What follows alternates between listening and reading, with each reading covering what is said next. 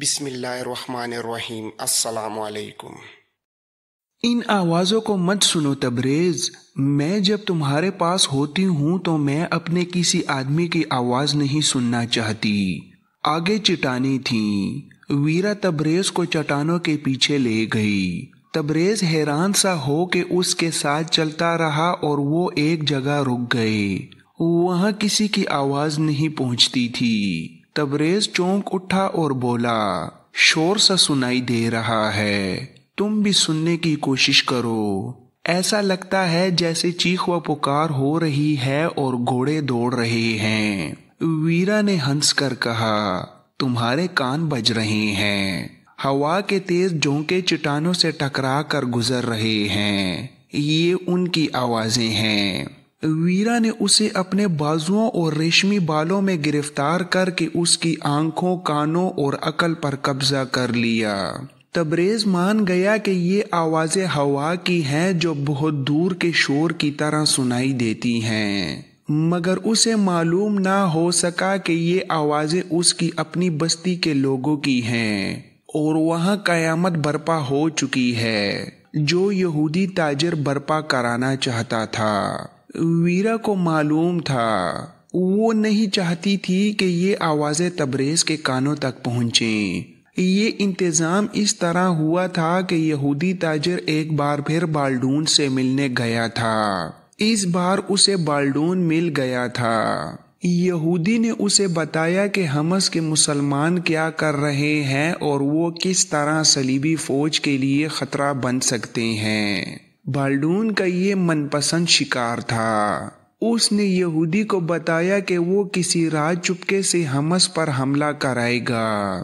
اس نے یہودی سے یہ بھی کہا کہ عیسائی اور یہودی اس رات حملے سے پہلے قصبے سے نکل جائیں۔ اگر وہ دن کے دوران نکلے تو مسلمانوں کو شک ہوگا کہ کوئی گڑبڑ ہے۔ یہودی نے واپس آ کر جب اپنے آدمیوں کو یہ اسکیم بتائی تو ویرا نے کہا کہ وہ تبریز اور اس کے کنبے کو بچانا چاہتی ہے۔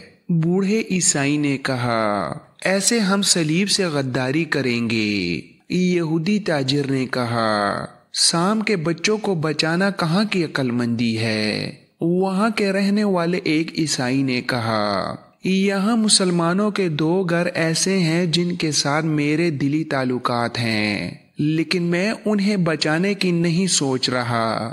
ہمیں مسلمان کا خون چاہیے۔ مسلمان میرا ذاتی دوست ہو سکتا ہے پر میرے مذہب کا وہ دشمن ہی ہوگا۔ ویرا نے غصے سے کہا، میں اسے زندہ رکھنا چاہتی ہوں جس نے مجھے موت کے منہ سے نکالا تھا۔ یہودی تاجر نے کہا، ہم نے اسے اتنا انعام پیش کیا تھا جو اس نے کبھی خواب میں بھی نہیں دیکھا ہوگا، پر اس نے کہا کہ اس نے اپنا فرض ادا کیا ہے۔ ہم نے اسے انعام پیش کر کے اپنا فرض ادا کر دیا ہے، اب وہ ہمارا دشمن اور ہم اس کے دشمن ہیں۔ ویرا نے جھنجھلا کر کہا، میں اسے دشمن نہیں سمجھتی، یہی صرف ایک مرد ملا ہے جس نے میرے جسم پر ذرا بر توجہ نہیں دی۔ تم سب گنہگار ہو۔ تم میں کون ہے جس کی نیت میرے حق میں صاف ہے؟ میری آنکھوں میں اپنے چہرے دیکھو۔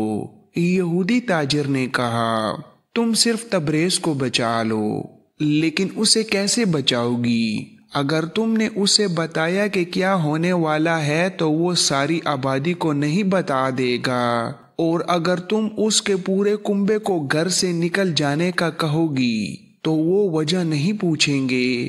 تم کیا بتاؤ گی؟ تم ایک مسلمان کو نیکی کا صلہ دیتے دیتے ان تمام مسلمانوں کو چوکنا کر دو گی جو ہمارے لیے خطرہ بنے ہوئے ہیں۔ مجھے اناڑی نہ سمجھو، میں صلیب کو دھوکہ نہیں دوں گی۔ حملے کی شام ویرا تبریز کے گھر گئی اور اسے باہر لے گئی۔ اس کے آدمیوں کو معلوم تھا کہ رات کو وہ اکثر کہاں جاتی ہے۔ اس نے انہیں بتا رکھا تھا کہ تبریز کو محبت کا دھوکہ دے کر وہ اس سے بعید لیتی ہے۔ وہ اسے باہر لے گئی تو قصبے سے عیسائی اور یہودی دبے پاؤں نکلنے لگے۔ انہوں نے ویرا کی تلاش میں ایک آدمی بھیجا جو اسے پکارتا رہا، लेकिन वीरा तबरेज को दूर ही दूर ले जाती रही। वो उसे इतनी दूर ले जाना चाहती थी जहां से उसे कस्बे का शोर ना सुनाई दे। वीरा की तलाश में जो आदमी गया था वो मायूस होकर वापस चला गया। कस्बे पर नींद का गलबा तारी हो चुका था। सलीबी फौज के प्यादा दबे पांव करीब आ गए थे। उनकी तादाद कस्बे की आबादी से कई गुना ज्यादा थी। प्यादा फौज बिल्कुल करीब आ गई तो अकब से घुड़सवार भी आ गए। मुसलमान गहरी नींद सोए हुए थे। फौज ने तुग़यानी की तरह यलगार कर दी। फौजियों ने मशले जला ली थी और 2-3 झोंपड़ों को आग लगा दी गई ताकि रोशनी हो जाए। सलीबी सिपाही दीवारें फलांग कर घरों में दाखिल हुए। ज्यादातर मुसलमान जागने से पहले ही मारे गए। जो बरवक्त जाग उठे और हथियार उठा सके उन्होंने मुकाबला किया। बाज लड़कियों ने खुदकुशी कर ली। सलीबी घुड़सवारों ने कस्बे को घेर रखा था। किसी को बाहर को भागते देखते थे तो उसे बुर्ची या तलवार का शिकार कर लेते थे। ये थी वो चीख व पुकार और शोर जो चट्टानों में बैठे हुए तबरेज ने सुना था। उसका घर तबाह हो चुका था। बच्चा बच्चा कट गया था। शाबाल्डून ने मुसलमानों की इस बस्ती से भी अपनी शिकस्त का इंतकाम ले लिया था। तबरेज ने वीरा से पूछा, तुम आज मुझे इतनी दूर क्यों ले आई हो? तुम आज बोलती क्यों नहीं और घबराई हुई क्यों हो? वीरा बहुत होशियार लड़की थी, कहने लगी, इसलिए कि तुम मेरा साथ नहीं दोगे। मैं तुम्हें कहीं और ले जा रही हूँ। उसे खामोश देखकर बोली, कल वापस आ जाएंगे। कहाँ? क्या तुम्हें मुझ पर भरोसा नहीं? अब तो वीरा की मोहब्बत उसके दिल में दूर तक उतर गई थी। उस पर खुमार सा तारी हो गया। हम कब तक चोरों की तरह मिलते रहेंगे? मैं अब तुम्हारे बगैर नहीं रह सकती। अगर तुम्हारे दिल में मेरी मोहब्बत है तो मुझसे अभी ये ना पूछो कि मैं तुम्हें कहाँ ले जा रही हूँ। ये समझ लो कि हम वहाँ चलेंगे जहाँ हमारे दरमियान मजहब की दीवारें हाइल नहीं होंगी। तुम मर्द हो, मुझे देखो। मैं कमजोर सी औरत होकर तुम्हारी मोहब्बत की खातिर कितना बड़ा खतरा मोल ले रही हूँ। कमजोर दरअसल तबरेज था। वीरा उसकी अकल पर गालिब आ गई थी। वो इस कोशिश में थी कि तबरेज अपने कस्बे में वापस ना जाए। वो जानती थी कि वहां उसे अपने घर के जले हुए खंडर और घर वालों की जली हुई लाशें मिलेंगी और फिर वो पागल हो जाएगा। हो सकता था वीरा को किसी शक की बिना पर कत्ल ही कर दे। वीरा के दिमाग में कुछ और आ गया। उसने मोहब्बत की खातिर तुग़यानी से बचाने और उसे बाइज्जत हमस लाने के सिले में सलीबियों के हाथों कत्ल होने से बचा लिया था और अब अपने घर की बर्बादी देखने की अजियत से बचाना चाहती थी। उसने तबरेज को मना लिया और चल पड़ी। तबरेज उसके साथ यूं जा रहा था जैसे हिप्नोटाइज कर लिया गया हो। सुबह तलू हुई तो हमस जले हुए खंडरों में तब्दील हो चुका था। वहां कोई मुसलमान जिंदा नहीं रहा था। बड़ी मस्जिद के मीनार खड़े थे। खतीब और उसके साथी मुकाबले के बगैर शहीद हो गए थे। उस वक्त वीरा तबरेज को साथ लिए सलीबी फौज की खेमागाह तक पहुंच चुकी थी। तबरेज का दिमाग बेदार हो गया। उसने वीरा से पूछा कि वो यहाँ क्या लेने आई है। वीरा ने उसके वसवसे अपनी जबान के कमान से रफा कर दिए। उसे एक तरफ खड़ा करके उसने एक कमानदार से बात की। कमानदार ने उसे कोई रास्ता समझाया। वीरा तबरेज को साथ लिए उधर को चली गई। वो जहां पहुंचे वो शाबाल्डून की जाती खेमागाह थी जिस पर महल का गुमान होता था। महाफिजों ने बहुत कुछ पूछकर वीरा को बाल्डून के खेमे में जाने दिया। कुछ देर बाद तबरेज को अंदर बुलाया गया। बाल्डून ने उसे सर से पांव तक देखा और कहा, ये लड़की तुम्हें अपने साथ रखना चाहती है। इसने ऐसी ख्वाहिश का इजहार किया है जिसे हम रद्द नहीं कर सकते। तुम्हें किसी किस्म का शक या डर नहीं होना चाहिए। تبریز کہنے لگا، میں اپنا مذہب تبدیل نہیں کروں گا۔ ویرا نے جواب دیا، تمہیں مذہب تبدیل کرنے کو کس نے کہا ہے؟ پھر کیا ہوگا؟ میں یہاں رہ کر کیا کروں گا؟ مجھے واپس جانا ہے۔ ویرا نے اسے اپنی طرف متوجہ کر کے اس کی آنکھوں میں آنکھیں ڈال دیں اور کہا، تبریز، میں نے تمہیں کیا کہا تھا؟ مجھے بھی وہیں جانا ہے جہاں تمہیں جانا ہے۔ تبریز کچھ بھی نہ سمجھ سکا۔ عزالدین کا ایلیچی سلطان صلاح الدین ایوبی کا جواب لے کر عزالدین کے پاس پہنچ چکا تھا۔ سلطان ایوبی کی ہدایت کے مطابق عزالدین نے ابن لاؤن سے ایک ملاقات کر لی تھی اور اسے یقین دلا دیا تھا کہ وہ اس کے ساتھ دوستی کر لے گا اور سلطان ایوبی کو دھوکہ دے گا۔ اس نے ابن لاؤن کو ایسے سبز باغ دکھائے تھے کہ وہ پوری طرح اس کے جانسے میں آ گیا تھا۔ اس کے بعد ابن لاؤن اسے ملنے کارا حصار آیا تھا۔ کارا حصار زرخیز اور سرسبز علاقہ تھا جسے دیکھ کر ابن لاؤن کے چہرے پر رونق آ گئی تھی۔ اس سے چند ہی روز بعد سلطان ایوبی اپنی فوج کے ساتھ کارا حصار کے قریب جا کر خیمہ زن ہوا۔ اس کی فوج تھکی ہوئی تھی لیکن وہ آرام میں وقت ضائع نہیں کرنا چاہتا تھا۔ یہ خطرہ بھی تھا کہ حملے میں تاخیر ہو گئی تو ابن لاؤن کو فوج کی آمد کی خبر مل جائے گی۔ اسے توقع تھی کہ ابن لاؤن کے ساتھ بڑا سخت مقابلہ ہوگا۔ اس خطرے کے پیش نظر اس نے حلب کی فوج کو بھی بلا لیا تھا۔ یہ اس معاہدے کے تحت تھا جو سلطان ایوبی نے الملک الصالح کو شکست دے کر اس کے ساتھ کیا تھا۔ آدھی رات سے کچھ دیر بعد سلطان ایوبی نے اپنی فوج کو یلغار کے لیے کوچ کا حکم دیا۔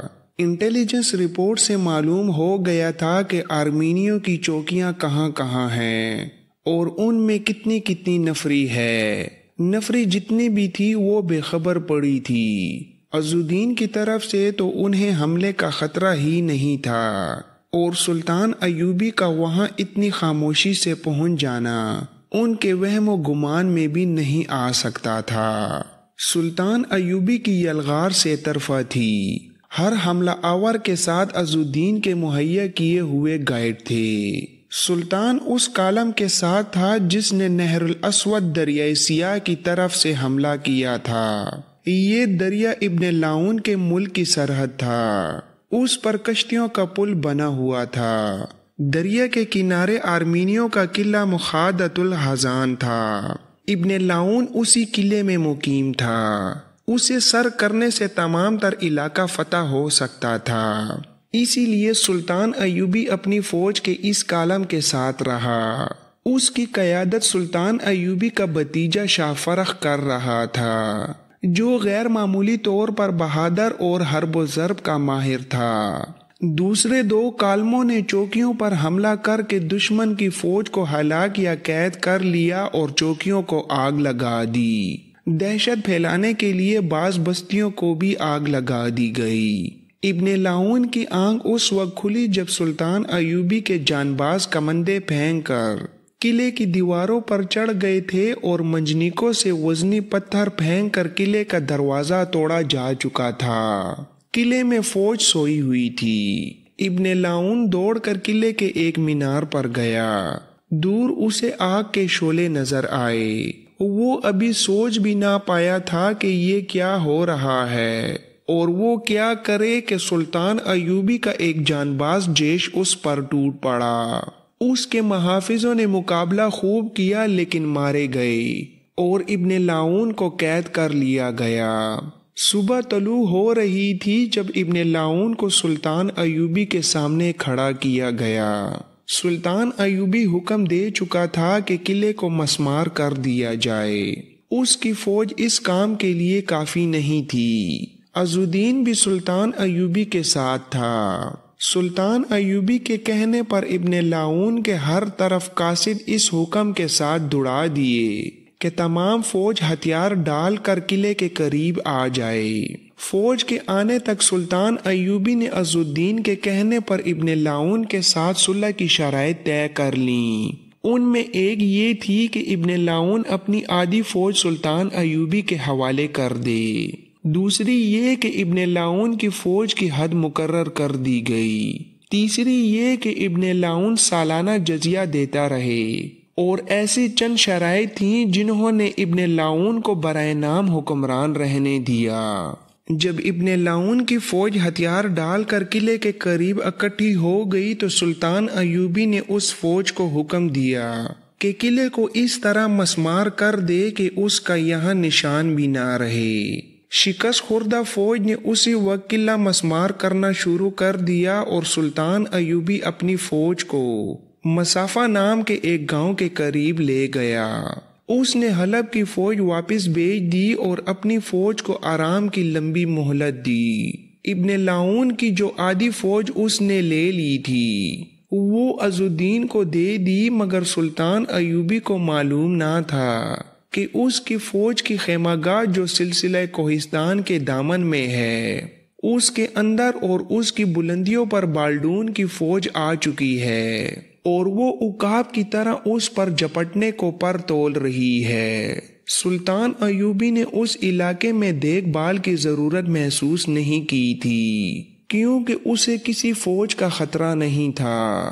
تقریباً تمام مورخوں کی تحریروں سے حیرت کا اظہار ہوتا ہے کہ سلطان ایوبی نے عز الدین کے پیغام پر کیوں اپنا اتنا بڑا پلان تبدیل کر کے ابن لاؤن جیسے غیر اہم حکمران پر فوج کشی کی، جس میں اس نے بے شک فتح حاصل کی، لیکن جو وقت اور جو فوج ضائع ہوئی اس کی قیمت زیادہ تھی۔ ارنولڈ نام کا مورخ لکھتا ہے کہ سلطان ایوبی ارد گرد کے خطروں کو کم کرنا چاہتا تھا۔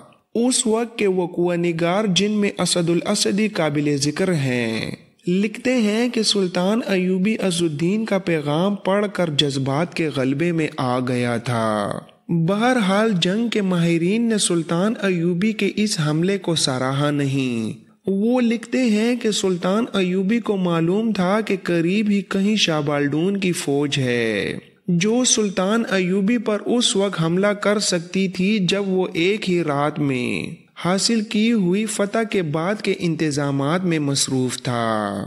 مورخ اس پر بھی حیران ہے کہ بالڈون نے اپنی فوج کو اس وقت پہاڑی علاقے میں جنگی ترتیب میں پھیلا دیا تھا جب سلطان ایوبی کی فوج پہاڑیوں کے دامن میں خیمے گاڑ رہی تھی۔ شاہ بالڈون نے حملے میں تاخیر کی۔ کسی بھی مورخ کو معلوم نہیں کہ یہ اس کی شاہانہ حماقت تھی یا کوئی مجبوری۔ اگر وہ اسی وقت حملہ کرتا تو سلطان ایوبی کی حالت وہی ہوتی جو رم اللہ میں ہوئی تھی، شکست اور پسپائی۔ سلطان ایوبی کو وہاں خیمہ زن ہونے کے بعد بھی پتہ نہ چلا کہ شاہ بالڈون اس کے سر پر بیٹھا دان تیز کر رہا ہے۔ بلندیوں سے بالڈون کے دیکھ بھال والے آدمی سلطان ایوبی کی خیمہ گاہ کو دیکھتے رہتے اور بالڈون کو بتاتے رہتے تھے۔ یہ غالباً پہلا موقع تھا کہ سلطان ایوبی کا جاسوسی اور دیکھ بھال کا نظام ڈھیلا پڑ گیا تھا۔ تبریز بھی اس فوج کے ساتھ تھا۔ ویرا نے ابھی تک اسے بتایا نہیں تھا کہ وہ اسے اپنے ساتھ کیوں لائی ہے۔ وہ شاید اسے عیسائی بنا کر جاسوس بنانا چاہتی تھی۔ اس میں دونوں باتیں تھیں، صلیب کی وفاداری بھی اور تبریز کی محبت بھی۔ شاہ بالڈون کو تبریز کے ساتھ کوئی دلچسپی تھی یا نہیں، پر اسے ویرا کے ساتھ گہری دلچسپی تھی کیونکہ وہ بہت خوبصورت تھی۔ ایک روز ویرا نے بالڈون سے کہا تھا کہ وہ اسے اس کے ہیڈ کوارٹر میں بھیج دے جو اکرا میں تھا، پر بالڈون نے اسے روک لیا تھا۔ یہ اس جگہ کی باتیں ہیں جو حمص کے قریب تھی۔ ایک روز بالڈون کو جاسوسوں نے اطلاع دی کہ سلطان ایوبی کی فوج تل خالد کو جا رہی ہے۔ بالڈون کے وہم و گمان میں بھی نہیں تھا کہ سلطان ایوبی ابن لاؤن پر حملہ کرنے جا رہا ہے۔ وہ اس علاقے سے واقف تھا۔ اس نے فوراً اپنی فوج کو مسافہ کی پہاڑیوں کی طرف کوچ کرنے کا حکم دے دیا۔ اس کا پلان یہ تھا کہ وہ سلطان ایوبی کو ان پہاڑیوں میں گھسیٹ کر لڑائے گا اس پلان کے مطابق اس نے پہاڑیوں کی موزوں بلندیوں اور ڈھکی چھپی جگہوں میں اپنی فوج کو پھیلا دیا۔ یہ بہت بڑے پیمانے کی گاد تھی۔ اس نے جب حمص کے قریب کی خیمہ گاہ سے کوچ کا حکم دیا تھا، ویرا نے اسے کہا کہ وہ اس کے پاس پناہ لینے آئی تھی۔ تبریز کے متعلق اس نے بالڈون کو ساری کہانی سنا کر بتایا تھا کہ وہ اسے کیوں ساتھ لیے پھرتی ہے۔ اب جب کہ بالڈون لڑنے کے لیے جا رہا تھا، ویرا اور تبریز کا اس کے ساتھ رہنے کا کوئی مقصد نہیں تھا، مگر بالڈون نے ویرا کو نہ جانے دیا۔ بالڈون نے ویرا سے کہا، میرے ہاں لڑکیوں کی کوئی کمی نہیں، مگر تم پہلی لڑکی ہو جس نے میرے دل پر قبضہ کر لیا ہے۔ تم میرے پاس ہوتی ہو تو مجھے روحانی سکون محسوس ہوتا ہے۔ تم کچھ عرصہ اور میرے ساتھ رہو۔